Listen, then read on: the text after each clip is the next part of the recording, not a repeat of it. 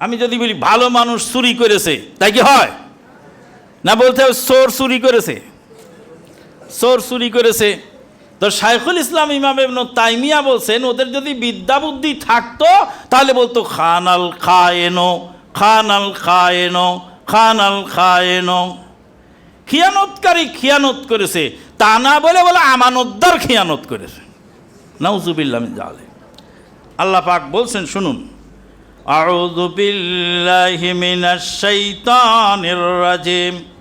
কুল মান কানা আদুওয়াল লিজিবরিল ফাইন্নাহু নাযালাহু আলা কলবিকা বিইذনিল্লাহ মুসাদ্দিকাল লিমা বাইনা ইয়াদাইহি ওয়া হুদা ওয়া বুশরা লিল মুমিনিন।